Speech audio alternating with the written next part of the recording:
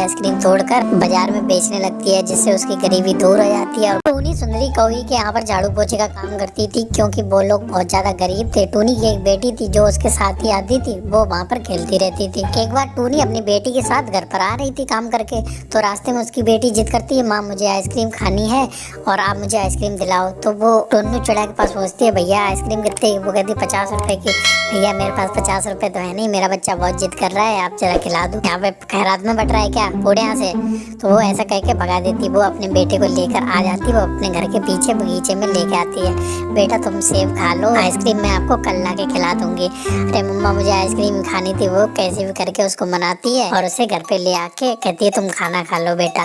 तो अपने बेटे को खाना खिलाती है। बेटा समझदार होता है, समझ जाता है। खाना खाने के बाद टूनी और उसका बच्चा सो जाता है, और दूसरी तरफ उसके बगीचे में दो पेड़ होते हैं जो कि जादुई पेड़ होते हैं।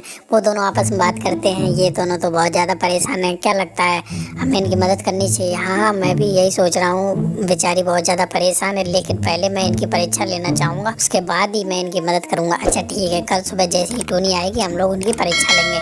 तो वो दोनों ऐसे बात करते हैं। अगली सुबह जैसे ही टूनी उन दोनों को पानी देने के लिए आती है, तो वहाँ पर टूनी क्या देखती है कि एक चिड़िया घायल पड़ी है, बहुत दर्द से करा रही है, मेरी मदद करो मेरी मदद करो। उसको उठाती है, उसे ले जाकर अस्पताल में भर्ती कराती है। उसके बाद जो भी घर के राशन पानी के लिए रुपए होते हैं वो डॉक्टर को दे देती है, उसका इलाज हो जाता है, वो अच्छी हो जाती है। उसको लेकर वो घर पे आती है, तो चिड़िया कहती है कि आप बहुत अच्छी हो, आपने मेरी इतनी ज़्यादा मदद की है। और उसके बाद एकदम से वो जादुई पेड़ में बदल जाती है और टूनी से कहती है तुम्हारे बगीचे में जो दो पेड़ है ना, वो हम दोनों वही है, हम दोनों जादुई है, हम तुम्हारी मदद करना चाहते थे, इसलिए हमने तुम्हारी परीक्षा ली, तुम उस परीक्षा में पास हुई हो।